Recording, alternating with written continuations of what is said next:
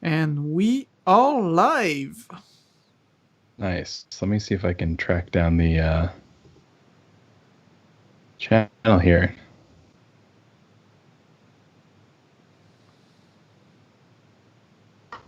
All right. Welcome to the Camera Show, where we talk about all things camera, film, and video. I'm Rowan Bradley, and with me is Mike Morris. How you doing, Mike?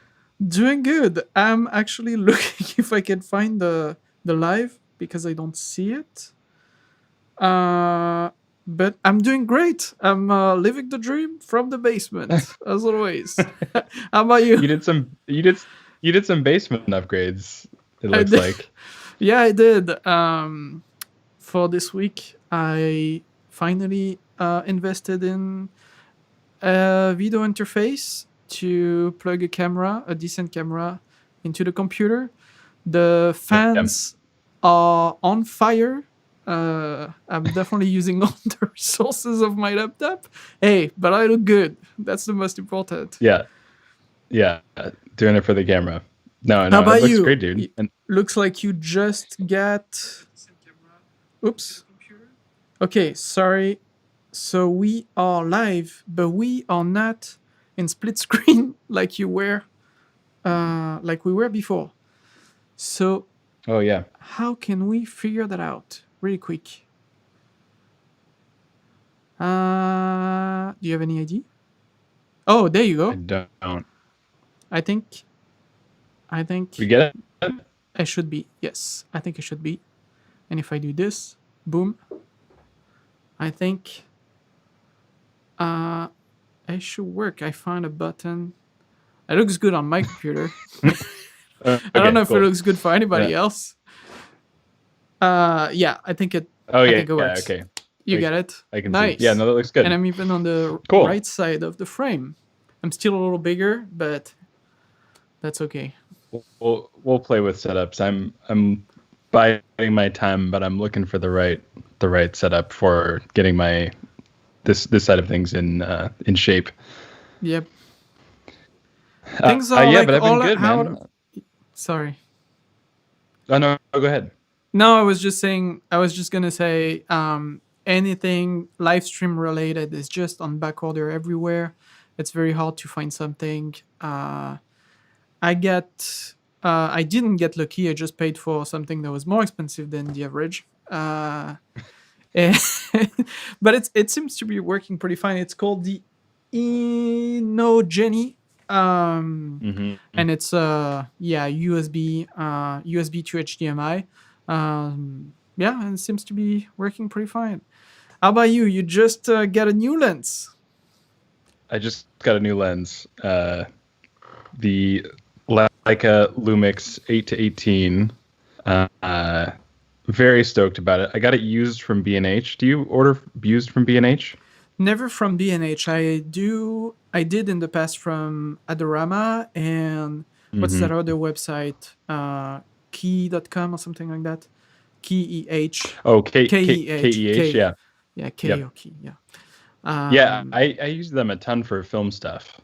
And I know that they've expanded more recently into other used things, but I feel like that's kind of how they made their name, right? Is the used film market? No, I don't.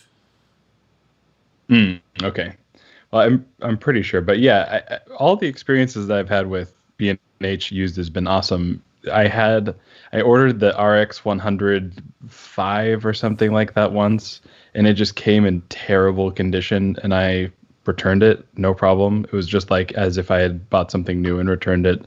They didn't care at all. So that gives you a lot more confidence as opposed to like buying. You might pay, 5 or 10% more than you'd pay on eBay, but this was a good deal in particular, and I would be happy with this if I got it brand new out of the box so far. So I'm awesome. excited. What's the aperture on that? To check that out. It is a variable aperture, which is, I guess, the only downside. It's f2.8 to 4. 2.8 to 4. And do you know when it switched to 4? At what range? I think by about halfway through. So about by 12 or 24 millimeters. Maybe not quite f4. I think it might be like 14 where it actually goes all the way to 4. It kind of increases as you go. Definitely by 18, you're at f4. Nice. Which Yeah. brings us to one of the good news of this week. You went on a hike and you made your first hiking video. Yeah, I posted that this morning. I went out on Monday and did the Trail of Ten Falls, which is our in Silver Falls State Park here in Oregon. And it was really cool. I mean, I went on Monday so I could get it without a lot of people there. And even though there were a fair amount of hikers, I was able to get almost every shot where I was the only person. And that is pretty unique in that location. Just because there's so many people. Yeah. Because you can hike behind waterfalls, it gets a lot of attention for being like an Instagrammer kind of spot. So I was pretty stoked about that and pretty stoked about the video. I just kind of I've thought about sitting on it for a little bit, and then I was like, you know what? I just need to publish this. I just need to have it go out and get over the hump of like releasing something. I'm just gonna put it out there. So.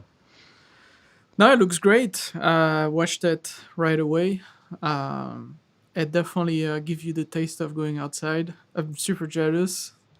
Yeah, no, that's great. So what would you change? What would you improve? Yeah, I think it was the first real test that I had of the Panasonic G9, and it performed flawlessly. There was one issue that I had where there was a glitch in for some reason there were about 6 shots or so, or 6 different scenes that had a hissing noise within the microphone, and which I'm using the same microphone here, the Rode NTG Video Mic NTG, and I don't hear anything from it now, and I did some more tests at home and there wasn't any hissing, so I have no idea what that is, but it kind of messed up a few of the scenes where I wasn't able to have the audio, and because it was on some key scenes, I kind of had to diminish the audio in other parts. So definitely getting the audio in more just consistent across the whole video is a goal. And then part of the reason I got this lens is because I feel like the ultra wide, it is just such a good lens for landscape, and I did feel kind of constrained at the 12 millimeter side of things. And there were times that when I used the 60 millimeter and I was like, oh, I'm glad I have this extra range. Like there's a shot of a deer where I was able to get, relatively close, which was a cool shot. But I feel like I would trade the shots where I kind of use the long end of the lens to be lazy. Whereas the ultra wide, it's like, you can't fake that. That just is a look that you can't get any other way, which is, I mean, that's always the story with like tele versus wide angle. Yeah, it's you can't reproduce the effect of wide angle, whereas at least with tele you can try and get closer or something like that. So yeah, totally. Yeah, so on the like top level, I'm super happy with it. Especially for this just being like a day hike. I feel like the story of a hiking video kind of comes in more when you're doing like backpacking or these more kind of adventurous things, and this definitely wasn't that. This is a pretty pedestrian. Yeah, I mean, what did you think after having watched it? No, I really liked it. I would say the only thing that I could say would be eventually missing. I mean, if we want to say anything, I would be maybe a little bit more sound design would be nice. Yeah. But in same time that I thought that, I was like, because I made videos like that with Jen when we go on vacation. Almost every time we go on a trip somewhere, I don't necessarily share it, but I make it for us, for the memory. And I always think like, what is the most important? Because if you don't record the sound in the moment and you take sound in stock library, yes, it's gonna improve the sound design, but then it's not the memory anymore. You know what I mean? Like, so then what is the most important? Is it to make the best outdoor video, or is it to the best memory? If it's the best memory of your adventure, it doesn't matter. I think it's better to not have it than faking it. But if it's to make the Yeah. best outdoor video, then yeah, like, eventually you can go and get the best sound design out there and fine tune everything. Yeah. I completely agree that I think the biggest thing, I was really happy with the visuals. I hardly had to do any, tweaking on the camera side of things, and I completely agree that audio is the way. And part of that was because of the technical issue, and then the other part is purely just like recording waterfalls is really hard.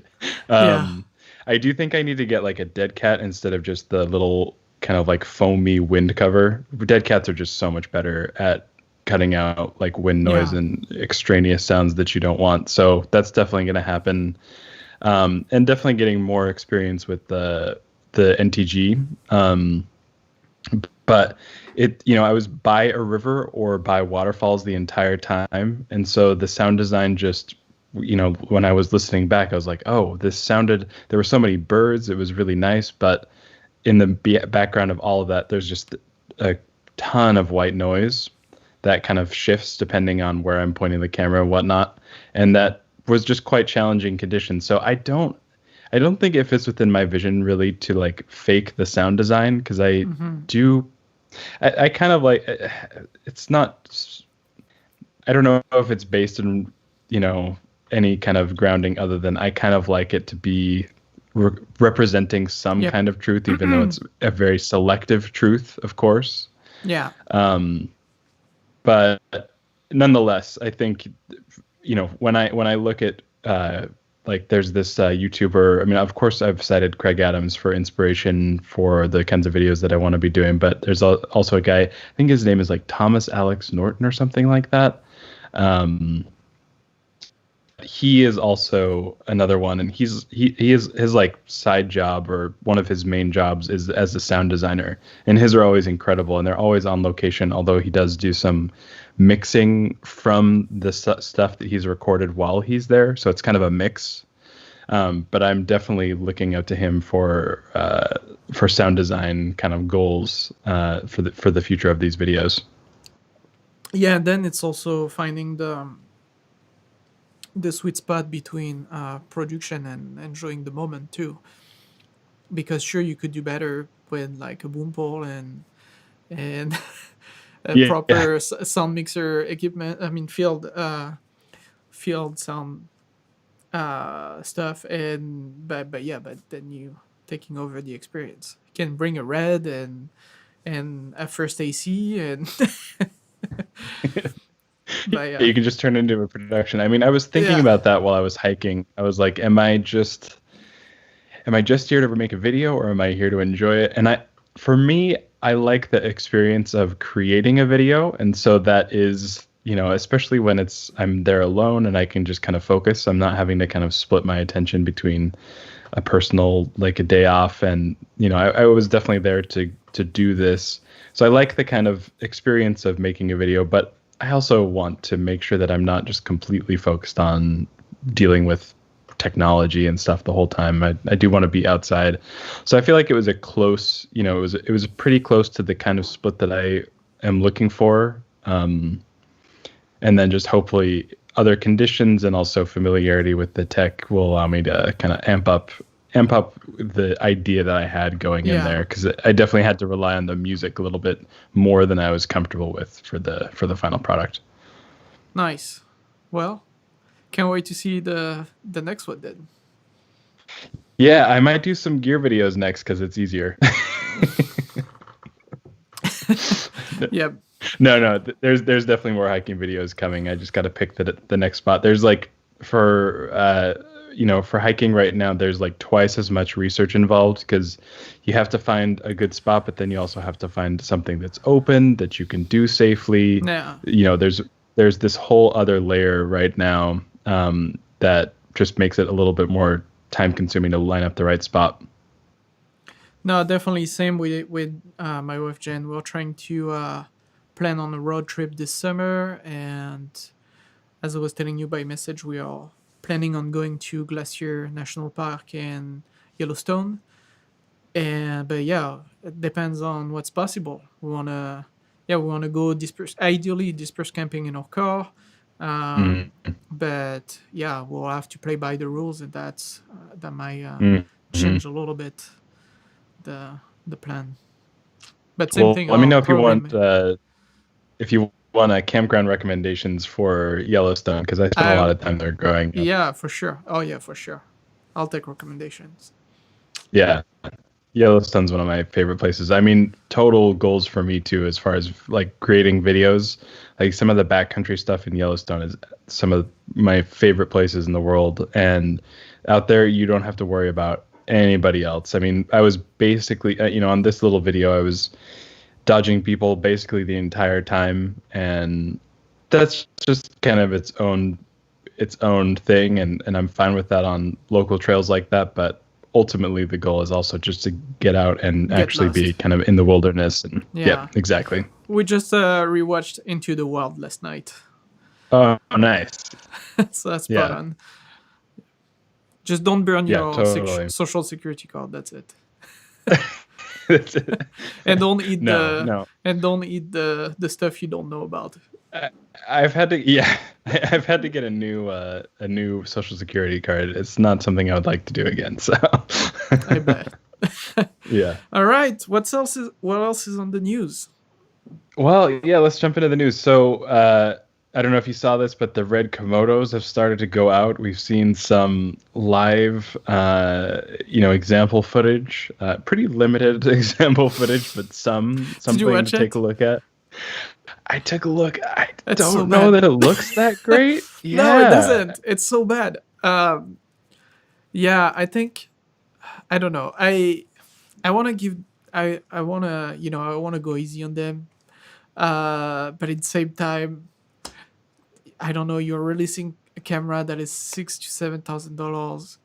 You can, Yeah. I agree that like the conditions right now with COVID, and like you might not have like the press coverage that you wanted to, or maybe the camera wasn't really ready yet and they still launch it because they need to. I mean, you never know, right? People's story. But I don't know, like if that's, I mean, to me it's just that it's not ready and they're still experimenting with it, and they should not have maybe not released the footage that soon. I watched, actually, I don't know if you heard of that like super long live stream with all the users of the pre-production models. It's like a 6-hour live stream. So I watched most of it. Wow. So I watched probably like 2/3 of it. And at one point, about like 3 hours in or something like that, the owner of Red jumps in on the call to explain a little, to chat with the guys and to explain. My understanding, first of all, is that about this camera is that it's meant, I don't think I got at the beginning what it was meant for. It appears to be like the original idea was to do something better than a GoPro to match as an action cam to match the red camera's lineup. So if you take that in consideration, so basically making like a bulletproof camera, cheap enough to crash, right? With just like the color science, the red raw, right? And just make the whole workflow easier. So if you just take that element in consideration, well, they did it. It's better than GoPro. I mean, if you look at it, well, I mean, that's arguable, but I mean, technically, I'm sure it can be better if you take the time to process the image properly and everything. But the thing is that, it kind of reminds me when when Blackmagic released the Pocket 4K, the first reviews you would see on B&H were bad reviews about people that were saying like, it takes terrible stills. Or like, it's a terrible hybrid camera. Or that it's not Pocket. Yeah, but it's not meant to be. And I think it's just, and I think it's a little bit the same thing with the Sigma FP. It's cameras that are made for a certain niche, for like a very particular use, and people don't necessarily get that because they fall into a price range that can, compete with like other cameras in that price, but they are not competing in terms of performance. They are not made for the same thing. So I feel like that's most of the problem. That's one thing. The second thing is on all those tests, all those video tests, looks like all those people are just not good at color grading, and they are using a different color space. I saw some comments. The guy was complaining that he didn't know that YouTube was on Rec 709, and he basically uploaded everything in DCI-P3, and obviously like the mix of colors appear completely differently.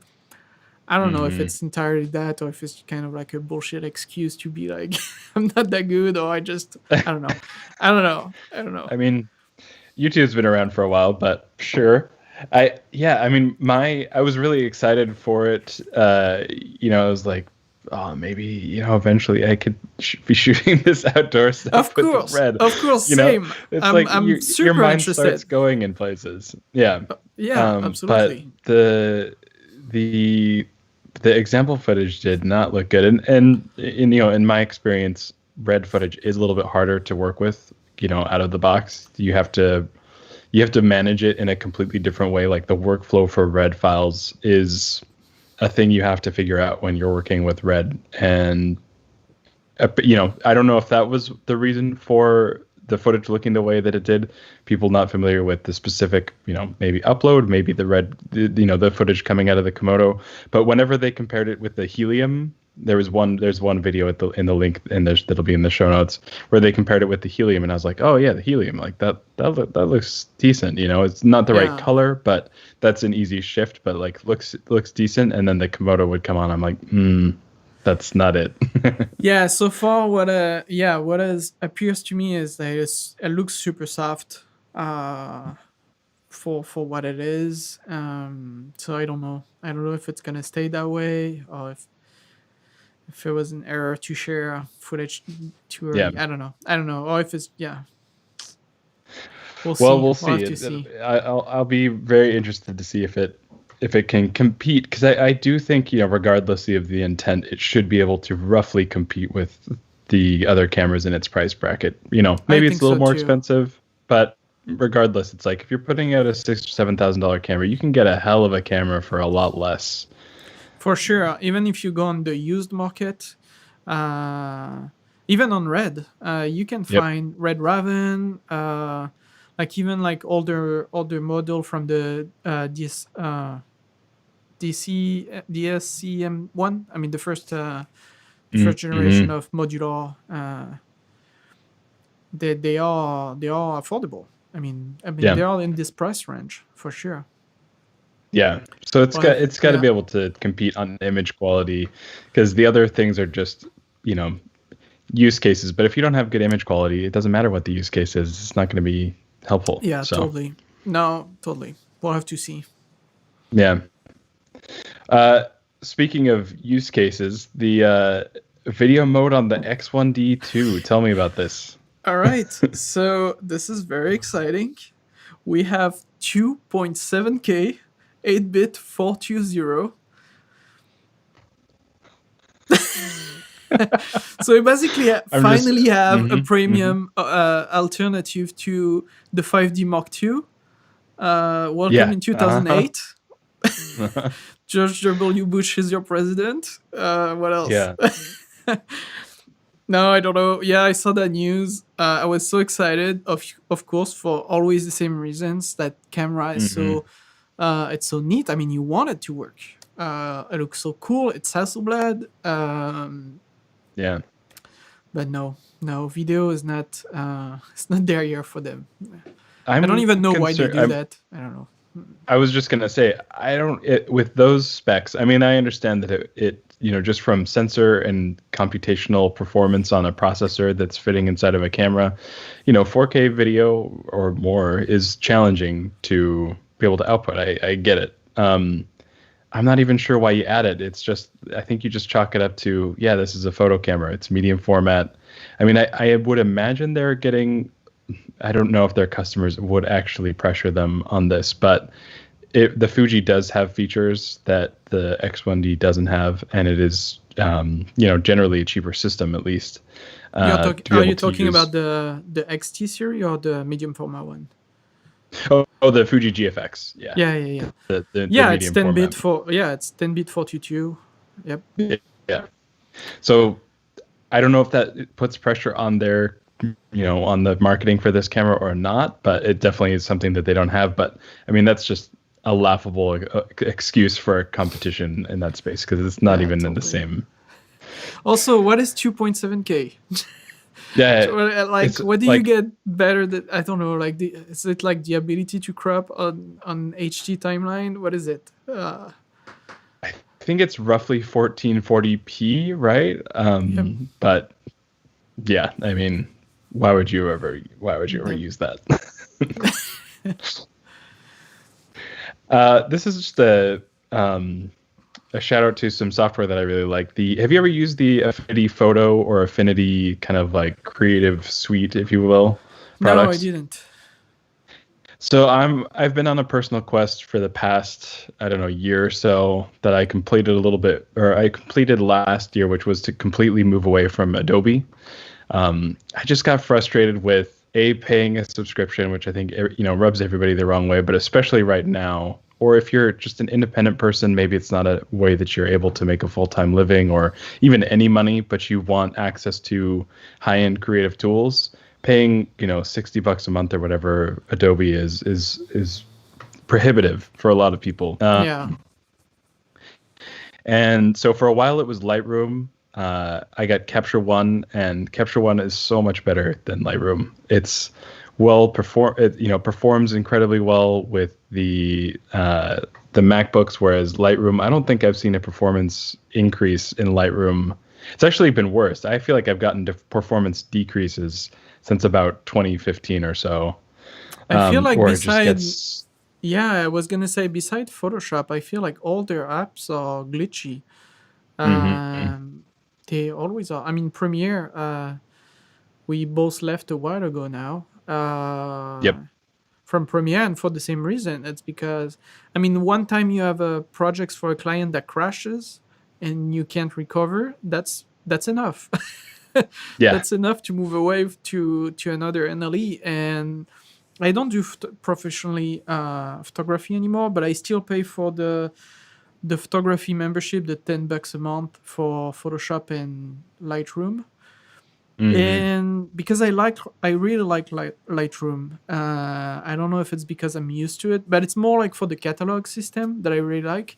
And I haven't looked for it either. Good alternative to that. So if you have one, I'm totally open to it. I mean, from the cataloging system is a little simpler in Lightroom, which makes it easy to use. Once you wrap your head around how Capture One works, which it's a little bit more session based, you can manage it just as well. And when you're doing more professional work, I would say it makes more sense. When it's a personal catalog of photos that you accumulate, it makes a little less sense, but you can organize it. They even have like a blog post when you first set up, and when you set up Capture One, it's like, are you coming from Lightroom? Do you want to organize it like Lightroom does, or do you want to organize it like kind of more legacy Capture One?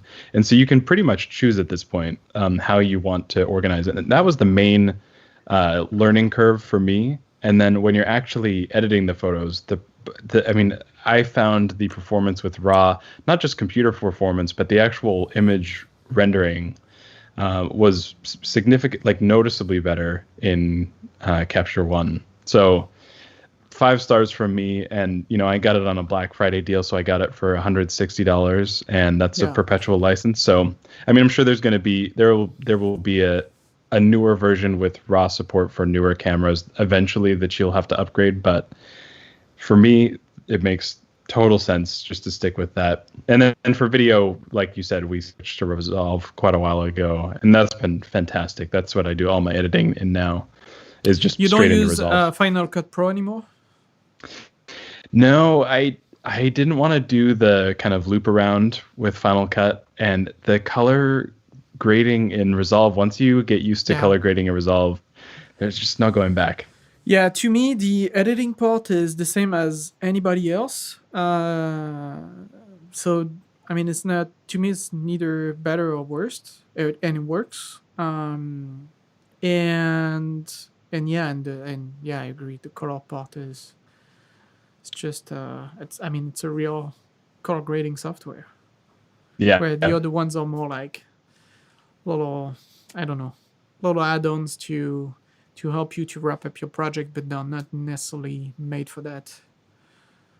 Yeah, yeah. And once you develop the skill set where you can quickly professionally color grade, and use all those, no matter the level of project, it's just really hard not to have those tools around. So I do love editing in Final Cut. There are some things that frustrated me, and Resolve is kind of the best of both worlds because it has a lot of the things that I like from Final Cut and the kind of, standard NLE workflow of a Premiere. It's kind of just all in one. So it just made more sense. But anyway, the Affinity Photo package right now is 50% off. So it's $25, and it's basically a Photoshop replacement. It's not a Lightroom replacement. It's not a photo catalog editor. Affinity Photo is like directly a Photoshop comparison. Nice. Or replacement. But for $25, I mean, and it has all the features. Like, there's not a single feature in Photoshop that I haven't been able to find in Affinity Photo, and it can work with PSDs and all that stuff. So if you ever have to do work like that, highly recommend picking up Affinity Photo. Nice, good to know. Yeah. We can just blast through these other things. These are just a couple news. There's not a lot of camera news right now. Yeah, there are not a lot going on. Yeah, it's everybody's pushing things given what's going on, and rightly so. I think that makes sense right now. Totally. But did you see this Tamron FE 28 to 200 millimeter lens? Briefly, it's kind of crazy. Yeah. I mean, it's a 2.8. It's variable aperture, right? It's 2.8, 5.6, something like that. The specs are it's a f2.8 to 5.6 variable aperture lens, and it's the same size roughly as the 28 to 75 millimeter FE Tamron lens that Tamron makes. But I mean, that just became if you are a casual shooter and you just want really exceptional image quality but not have to lug around a giant, setup or huge lenses. I mean, there's nothing that can even come close to that. And I'm sure it'll be priced at the levels that Tamron is pricing its other lenses at, which is well below the Sony counterparts. I just wonder, what the sharpness and the clarity of the lens gonna be, because it has to be like a lot of elements to stay polite. I would think they count for a lot of that with the plastic design. My experience with the 28 to 75 was that it's very sharp. I was not lacking in sharpness. Of course, when you're doing a super zoom, that sharpness probably goes down, especially as you get to, usually it's at the longer end where you start to see sacrifices. But the 28 to 75 was incredibly sharp. I mean, it was just as sharp as the much more expensive Sony counterparts with that. So it's pretty cool to see that. I get a little jealous when I see stuff like that coming out for the FE lineup. Would you consider an equivalent on Micro Four Third for the G9? I feel like I kind of have the equivalent that I would consider, which is the 12 to 60, which gets to 24 to 120. Yeah, exactly. Yeah. So that's kind of the super zoom equivalent. I don't need anything longer than 120 on a regular basis. If I did get something, it would be a telephoto zoom.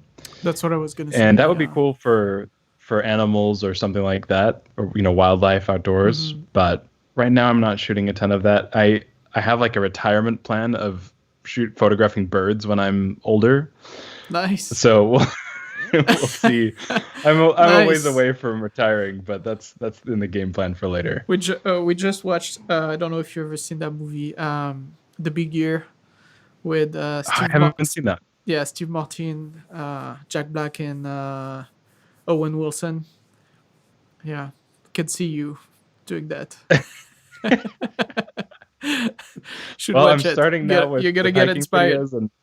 and then I'll get into I don't know, do people make birding videos? It's probably a thing, right? Has to be. They do make those like long ass videos for cats. They're like I don't know if you've ever seen that.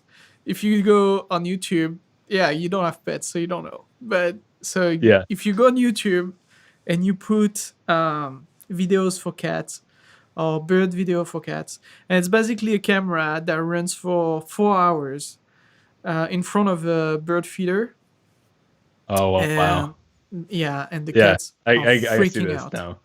Yep. I Yeah. tried just I once, and one of my cats just almost like destroyed the TV, and I was like, okay, we get it. It works. that Never was that again. experiment. Yeah. But yeah, people go to Yeah, work maybe an and they old put those iPad with things. a Yeah. yeah. It's like same thing there is with like a fire pit. You can play like same thing, like a 4 or 6 hours of a fire pit going on. Well, yes, there's a need for everything, right? I used to put on like nature documentaries or soothing jazz music for a cat or for a dog that I had that had separation anxiety.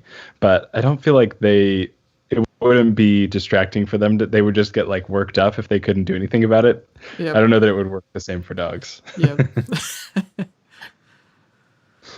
Nice. Well, a couple other news items here. We've got the 24 millimeter f2. These are the MS Optics line of lenses. There, looks good. I feel like it's getting really too tiny, but I don't know. Like on the Leica M, I don't know if I would feel to need something any smaller than the M lenses.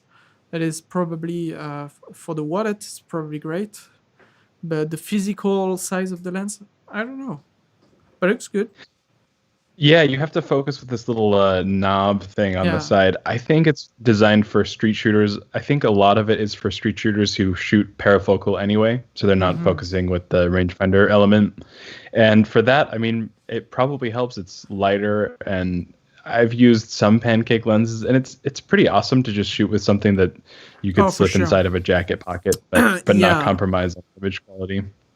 Yeah, I shot the Canon pancake lens on, which is a 40, on the 5Ds back in a while. Yeah, I mean the 40 Air. On the and it was great. It was great. It was a little. There was a lot of vignetting, so if you had to crop, it was kind of tricky.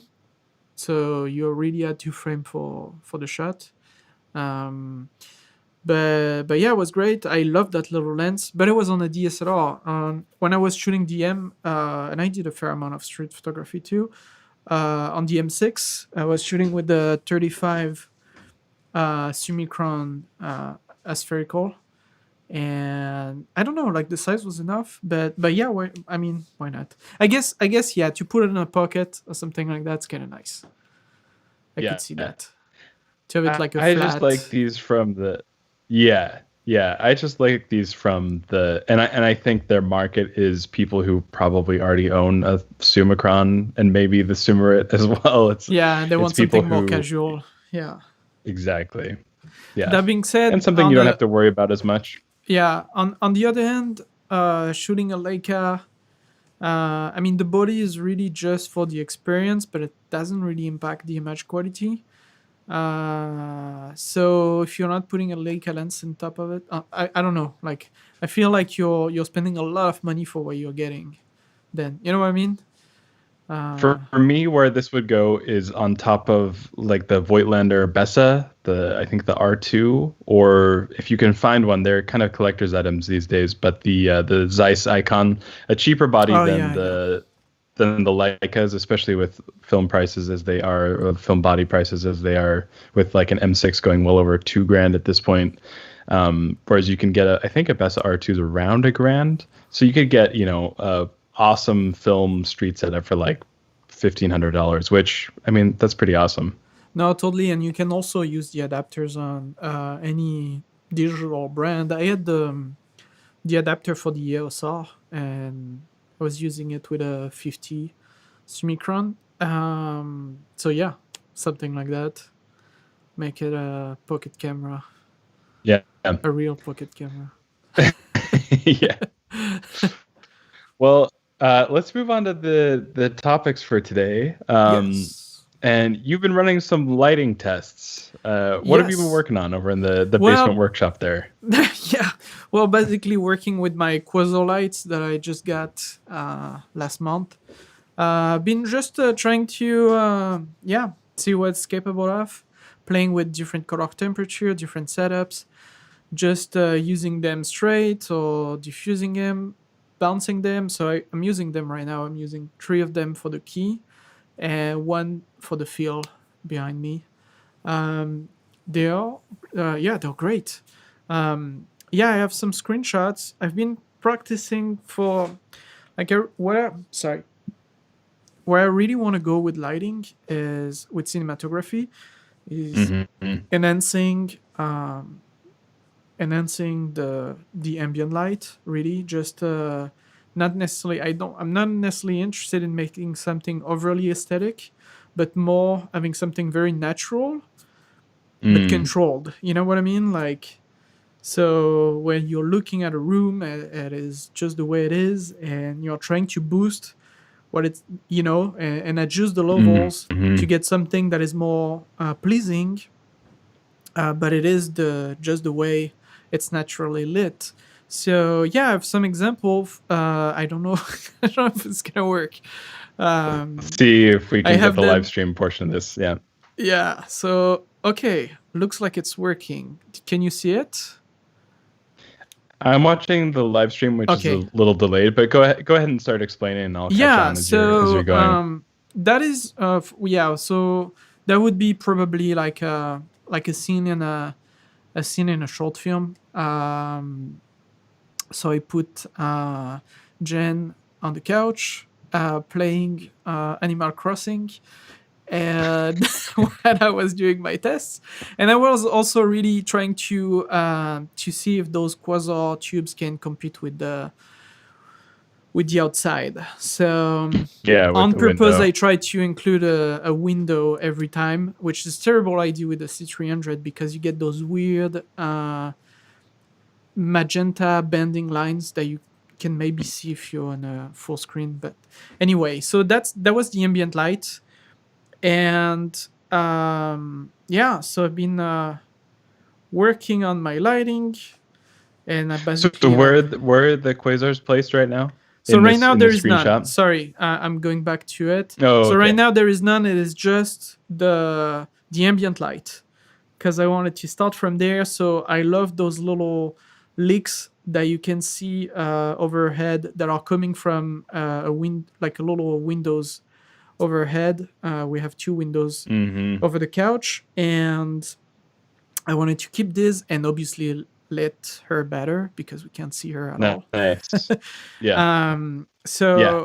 so yeah, if I'm switching to the one That's that is lit, extremely dramatic Animal Crossing playing. yeah, right. Someone is dying for sure. Um, yeah, she's torturing. She's torturing someone for sure. I don't know if it's an option in Animal Crossing, but Definitely not. This is Nintendo, man. yeah, I know. So yeah, I don't know if you can see the other one. So I Mm-hmm. basically used a few quasar tubes that are matching the color temperature of the outside, and 3 are already enough. So it was a cloudy day, but as you can see, it was already enough. Uh, Jen is commenting, "I need iron nuggets." She said iron is a pain in the butt to get in this game. I don't know if you can relate because I know you're playing too. The quick Animal Crossing, the key is to dig 2 holes behind you when you're mining for the iron, because then you can get all of the resources of the iron without having to like run back and get it. So if you dig 2 behind you, you can't bounce back further than them, and that means you can get 100% of the iron for each little mountain. So a little Animal Crossing tip for you there. There you go. So yeah, I've been using that. So those 3 tubes, and just a flat, piece of white cardboard. I tried to bounce with another. To feel with another tubes, but the bounce with the cardboard was looking more natural. So in a way, I don't know what you're thinking about it, but I was pretty happy with the results. I didn't even diffuse them; they are like frontal, because the lights was pretty harsh from outside, so I was trying to match that. Yeah. Yeah, no, I think it looks great, and I think it looks super natural. Like you were saying at the beginning, this isn't like you're just trying to make it look acceptable to the camera, but exactly what you'd find in place. Yeah. So I think that looks great. You've got like a nice like glint of light on her skin, on her like silhouette. You still get a little bit of that like top window light in there, and I mean the thing that stands out to me is that you were able to match the outside with 3 tubes. That's awesome. Yeah, if you don't diffuse them, they really have a fair amount of output, and they're already soft enough. Because when you use, for example, a monolight, there is no way you're gonna use it without any diffusion. Unless you're Yep. really going for like ultra hard, it's really always gonna be too hard. So you automatically always lose a little bit of output to it. Where these are nice because they come pretty harsh, but soft enough. You know what I mean? So yeah, there's that, and then I did another a similar setup on the other way with something that would be more like an interview setup, where same thing.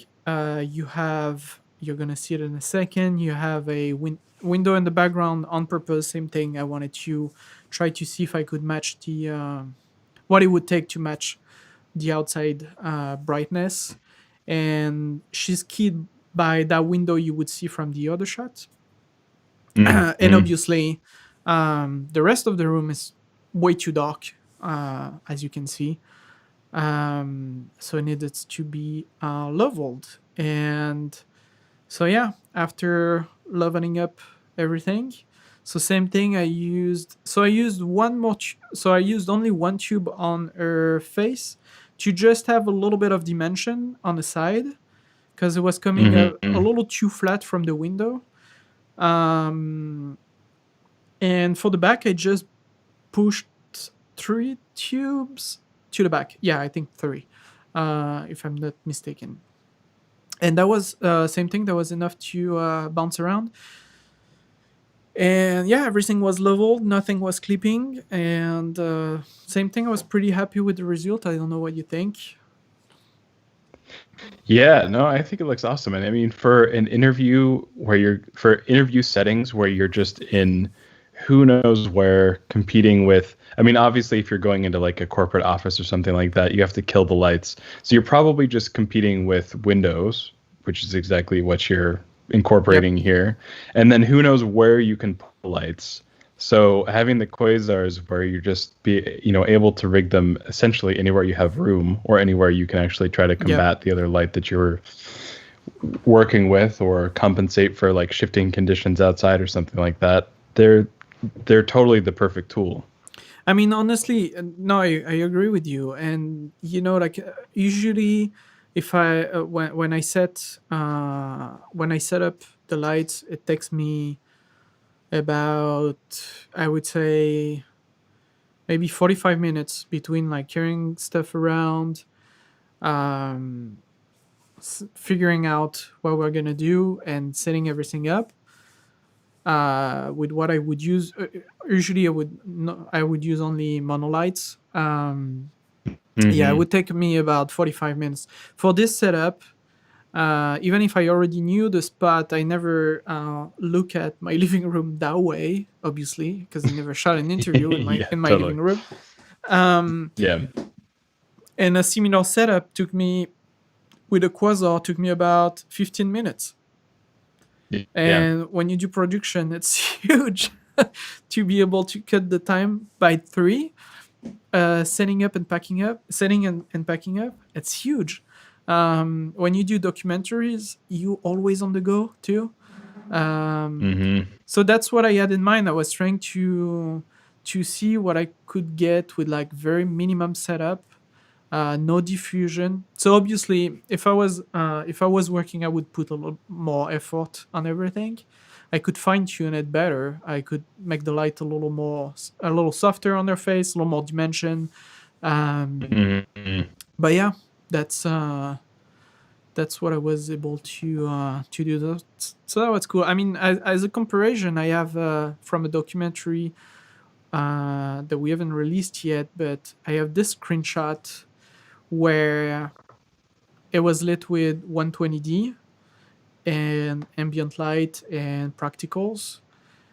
And that took me at least two times it took me at least twice the amount of time to set up. And it's very close. The result is very, very close in terms of like quality and the way everything is balanced.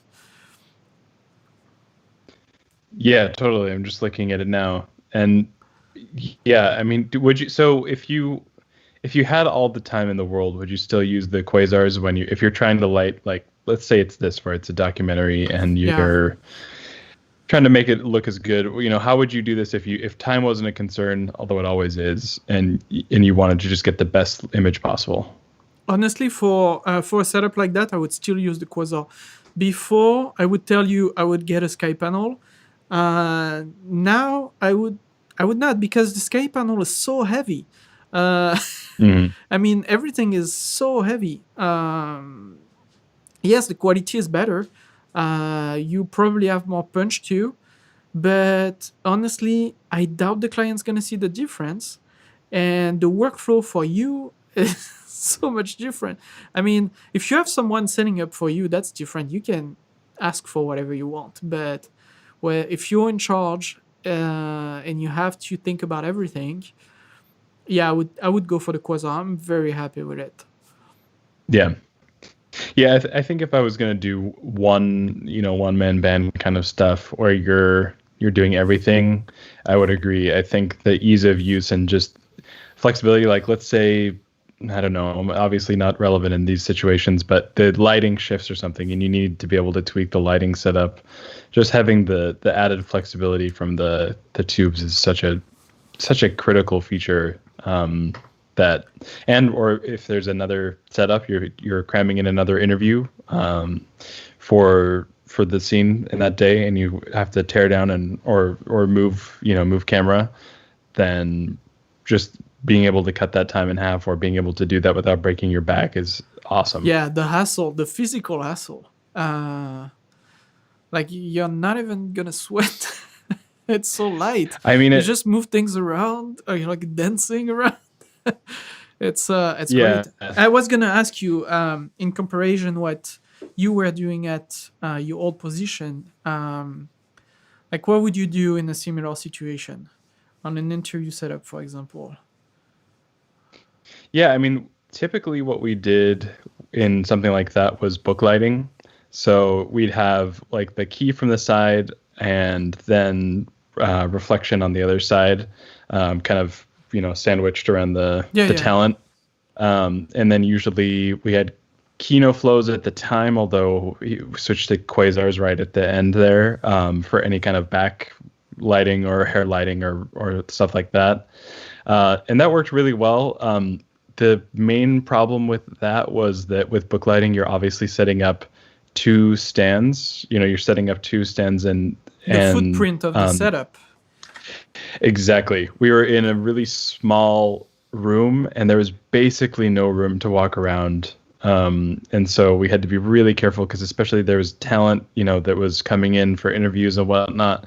And we had to make sure that it was safe for them where they weren't going to whack their head. And that was a real concern, that it was just so cramped that also it was like, really hot and just difficult to work around. So yeah, even with not the what talent, I would do if I didn't. Mm-hmm. Yeah, sorry, I call you, but yeah, when you're interviewing, I mean, normal people, right? Like, I mean, it's already hard enough for them to enter a room full of gear and people and a camera. It's so intimidating that that's the way I see it. I like if I can reduce everything to just make everything more looking more casual. I like it better. Yeah. How would you do the ambient light? Because I know you would block all the windows. Yeah, that was often done with the Skypanel was pretty much used on every job that we lit, just because it's so versatile. Yeah.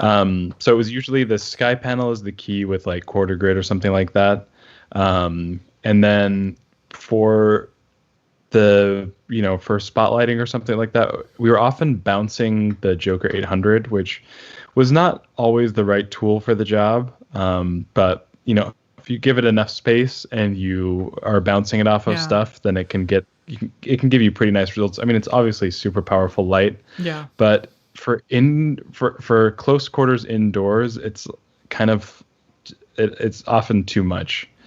And it wouldn't be the choice that I'd go to for a lot of things. I'd much rather do the LEDs. But that was just based on what we had at the time. Yeah, because you would keep it inside too, right? You would not bounce out of a window.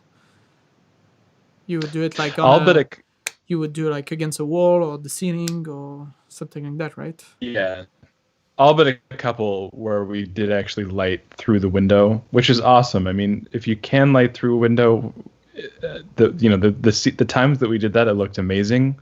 But the amount of setup, I mean, we had to have someone who was able to go out there and watch it. We had to weight them down. They were up on, they were like extended 15 feet or so. And so they had to be sandbagged to hell so that they wouldn't blow over and kill someone on the sidewalk or something like that. Like it was, there was like a pre-light involved. So that was just a massive amount of coordination. The amount of time that we spent on lighting is probably triple what we normally did for those kinds of setups. So yeah. And I forgot what I was gonna say. How long would you usually spend on the same scene? Or on the same setup? For lighting, we generally gave ourselves, about an hour to set up, and that was with me, who was kind of the PA / everything. Dedicated camera operator or DP, and then the director / producer kind of running the show. So that was with 3 people, at minimum 3 people getting things set up. And if it was a sophisticated lighting challenge, then we'd say 2 hours for setup. 2 hours is what we... Mm-hmm. Yeah, nice. And how long would you actually spend on the same scene? Like shooting the scene? Oh, it really depended. Yeah, I mean, sometimes it would be over and done in like an hour, and sometimes it would be these we did some yoga training videos where it was like 3 10-hour days. Yeah, that's what I was gonna say. I guess that's a huge factor too.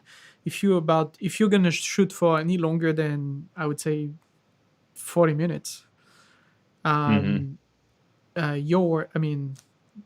everything is better because you're guaranteed to have a consistent look over the whole shoot. Although when you look at productions like documentaries and stuff, when they do the interviews, they don't necessarily do it. I don't know if you watch Macmillan on HBO. I haven't seen it, no. So they interview some it's great. First of all, it's a great documentary. If you have a chance to watch it, it's awesome. But they interview some FBI agent, and one of them, one of the main interviewed, it's in his office, and I'm wondering if it's because it's too high or I'm guessing that it was like a small office in a corner, or with there is a window just by his desk, and I'm guessing that they probably couldn't go with a full production in there to interview, but the interview seemed to be very long because you can actually track the shadow behind him. But I mean, I saw it, but I didn't find it that distracting. even if I saw it, and I know most of the people didn't. So I'm always wondering, like, at what point are we overthinking that kind of thing, you know? Mm-hmm. And because Yeah. Yeah, my take is that I think there was probably a little too much overcorrection, from the work that I was doing, where a little bit of change in the background lighting doesn't matter that much to most people. I think where you really get into difficult situations is when what you're shooting isn't chronological. So if you need to mix and match, and that's most common in like corporate or commercial settings where it's like, oh, I really like that line there, but we need to have this actually come first so it makes sense. yeah, and that's Probably not going to exactly, happen that much in a documentary. well, actually, the example that I was just mentioning, that's exactly what they did. They used line that they shot later on, like they retimed everything, and you can see the cut between. So they rarely had two shots of the interview back to back, so you couldn't see like necessarily like a jump cut, or at least I don't remember. Maybe they did. They always like intercut with b-rolls or with other stuff or other people's interview, on the editing. So I bet that was probably a little challenging for the editor. um but I don't know, like when you see like a big production like that doing that kind of mistake, I just put things in perspective. You're like, at our scale, are we like completely overthinking the thing, So I mean, my general answer to that is yes. And yeah, then I think, more extended is you kind of have to know how much B-roll you have. So if you know your B-roll shots are going to be stretched yeah, already because it's either not interesting B-roll or you're not going to have enough time to shoot it. It's like if you have B-roll and you can space out the time between those clips, then that makes a huge difference. And when you're doing documentary where there's usually there's archival footage, there's like documents that you can yeah. like pan to, there's so much that you can do in a documentary versus a commercial or a corporate kind of job where it's like you're probably not going to have that much good B-roll to cut to.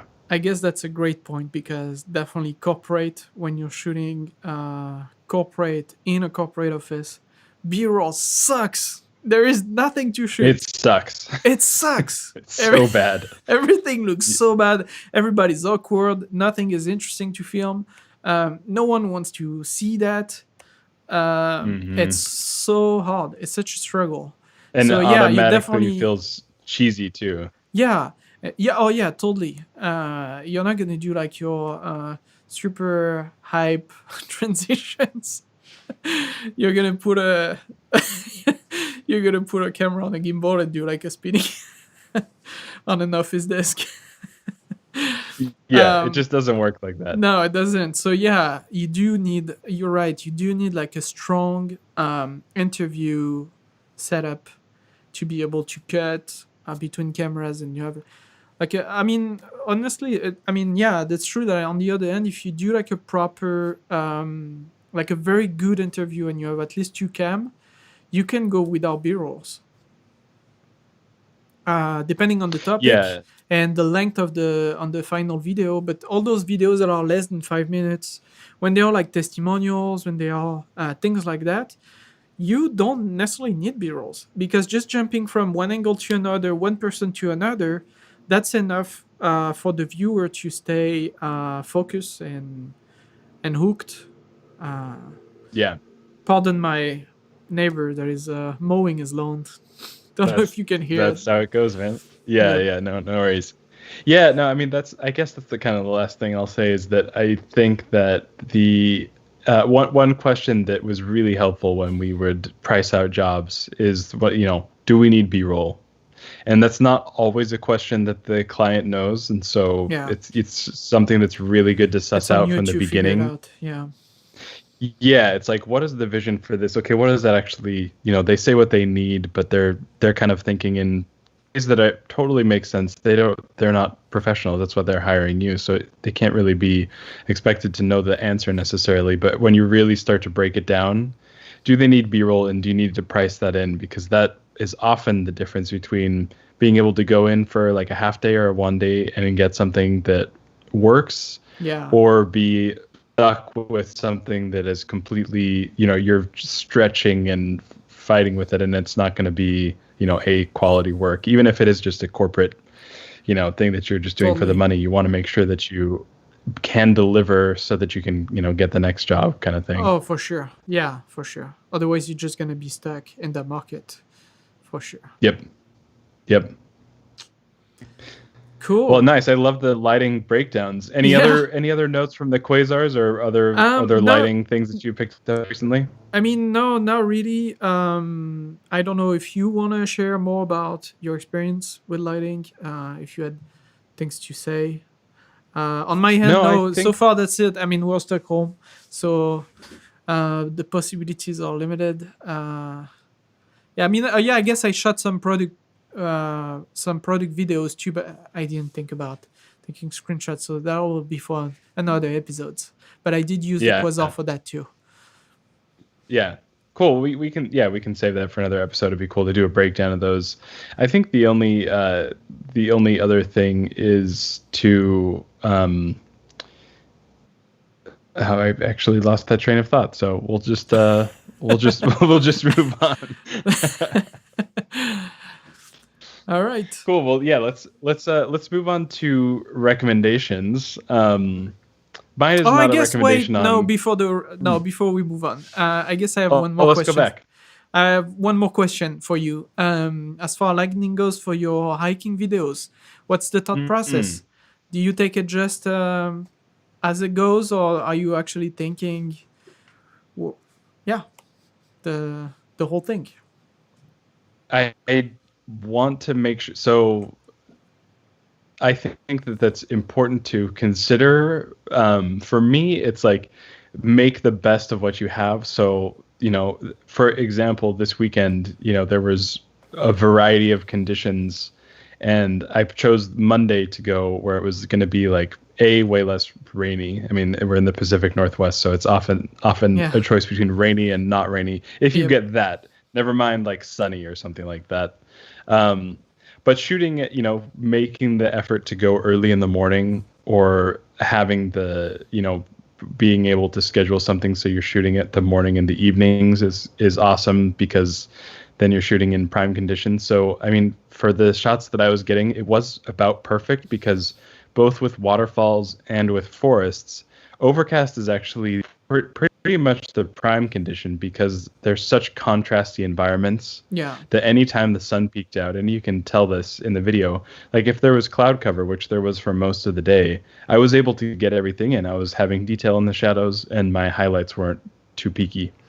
Once the sun came out, like the water on those waterfalls just went completely white, and you don't just want a purely black trees and purely white water. It's not interesting. So there were a couple waterfalls that, so it was definitely something that I considered. And you're dealing with natural light, with this kind of video. So it's just a matter of kind of like being smart and planning around it as much as you can. And it's definitely something that I'm used to, because I started without, like, lighting was something that I learned after working with natural light, was what I learned first. So it's kind of fun going back to that and thinking about that. And again, I'm super glad that I landed on the tool that I did, because I think that 10-bit really comes into play with the G9. And this is like publishing the video. I actually made it a little bit contrastier and more saturated than previous looks that I've done, or previous kind of work that I've done. But I actually really like it. The other thing that I experimented with and that I thought looked awesome was I just set it to 5600K, and I never shot anything else. So I didn't use auto white balance. I just left it on 5600K the entire time, and it worked perfectly, which, if you've shot in those super green forests, it can actually be a challenging situation, especially if you would rely on auto white balance. Like shooting in forests, they think the green is like crazy, and so it tries to counteract for that, and then it just turns into this gray mud, and it looks like crap. Yeah, for sure. Yeah, so leaving it on 5600K was definitely the right move because you get the lushness of the green in it. You know, you could look at it and say you're overdoing it, but it's rained recently here and it's like basically a rainforest and it really is that green. So I feel like Nice. I was going for a very natural look and I feel like I was able to pull it off with kind of the combination that I used. How's the highlight roll off on the camera? It's good. I mean, I don't have like a Blackmagic or C300 or something to compare it to directly. I would say for what I'm hoping to get out of it, it's perfectly adequate. Like And on right those, now, I mean, on this hike, for example, the moments where the sun were coming out of the clouds and things like that. I mean, there's certainly better possibilities, but I didn't find that I was dissatisfied with what my expectations were. It wasn't Yeah. like I was, I got back and I saw, oh, this footage is crap. Like Yeah, I yeah. just used zebras. Like I'm always exposing with zebras on this and kind of walking it back. Yeah.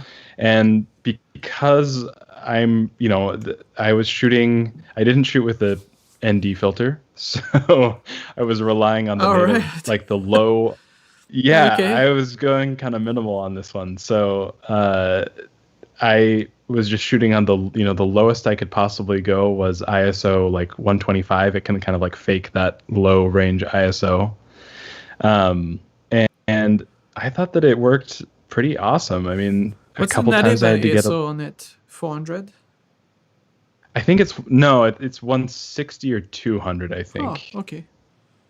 Yeah, Right. because I'm not shooting vlog. Oh, that's So, right. because Yeah.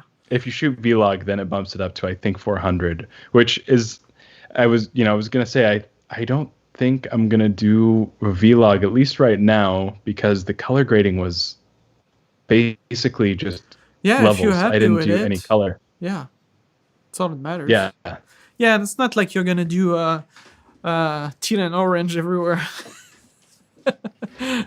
I wanted a beautiful natural look, and I was able just tweaking curves. I mean, I was talking about how with Resolve I would miss that on those other things, and if I had to adjust something, I would want that. But for this project, it was pretty consistent lighting the entire day, so I just tweaked levels, and that was that. I just shot Cine like D, so adding a Nice. little bit of contrast in kind of naturally brought the saturation up with the contrast, so I didn't have to tweak any color levels at all.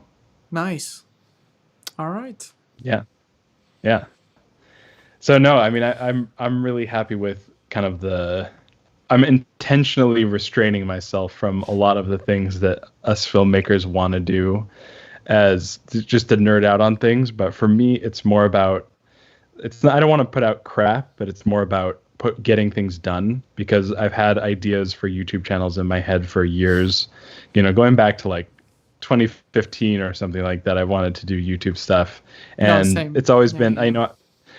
and I've started a number of channels and had some videos on certain things, and the goal for this is definitely put out the kind of quality that I'm happy with this, which this video certainly is, although I'm a little bit scared of what the reaction is going to be. I'm confident in the video. I saw that you but already have a lot of requests for a new friendship. I'm not sure what that is. That maybe spam? I don't know what that is. I got mean, like that 3 has people. to be right. I mean, Yeah. I don't doubt that. I mean, everybody would be friend with you, but we want to be friend with you or an awesome guy. But it is a little weird that 3 at a time asking for the same thing. Hey, I'm just happy they're watching my videos, man. Exactly. Doesn't matter. Hey, bots and scam people have the rights to be entertained too. We're all. Yeah, Yep. I'm very curious to see how, we can kind of track this in real time since this is kind of starting at the same time as our podcast here, is the growth of that channel and what, how things kind of develop as far as viewership and whatnot. Because I imagine it'll be the longer term YouTube thing that I stick with. And so we'll see. We'll Nice. report back as videos come out. All right. We'll be there to watch it. Yeah. Cool. Well, thanks for taking a look, man. Of course. Cool. Well, yeah, let's move into recommendations. So this is not a camera related recommendation, but it is a kind of right now related recommendation, which is the book by Ta-Nehisi Coates called Between the World and Me. I just started reading this last night, and I was just completely blown away by the first third of the book or so.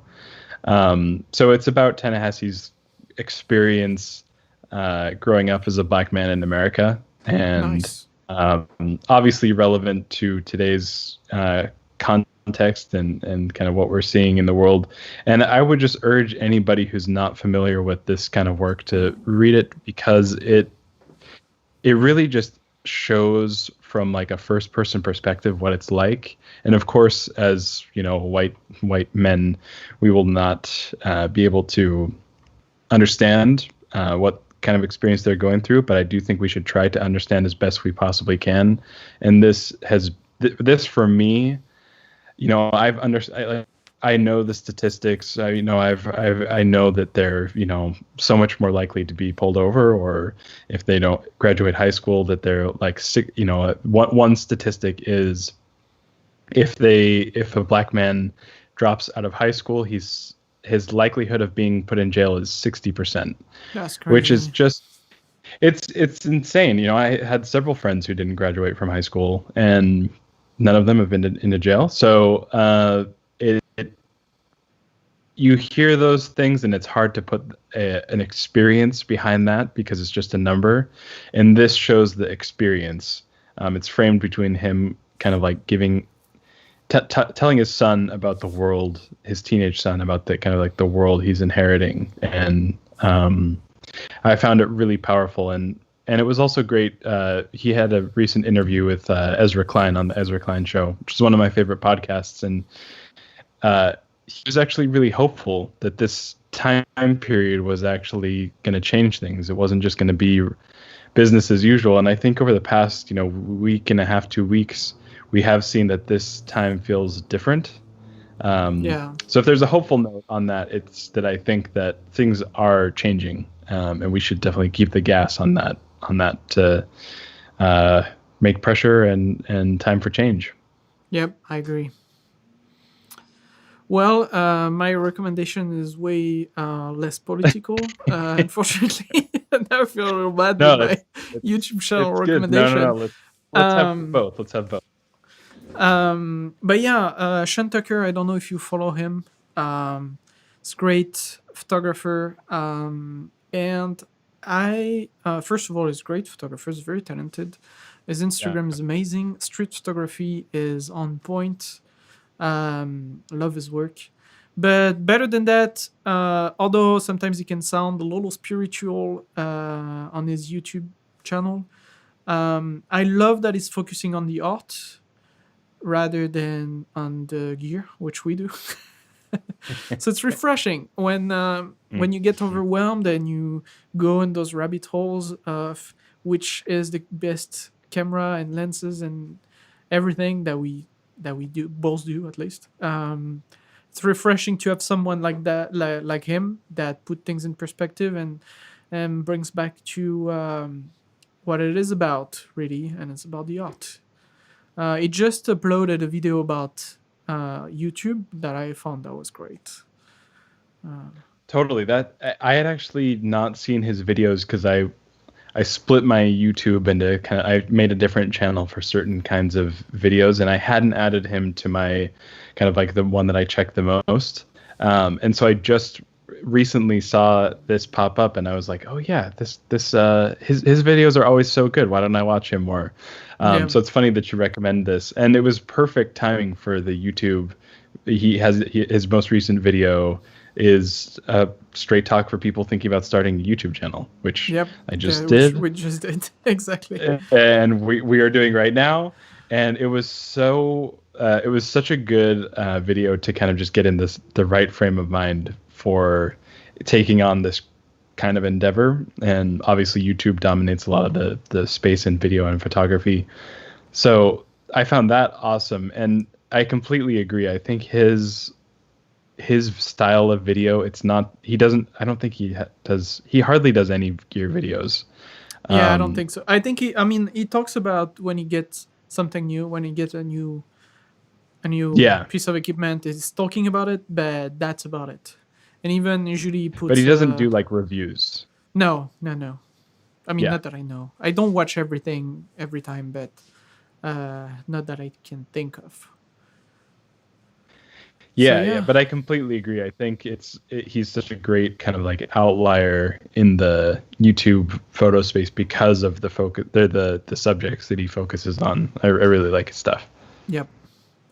All right. I think that's it. Yeah. That was a great talk as always.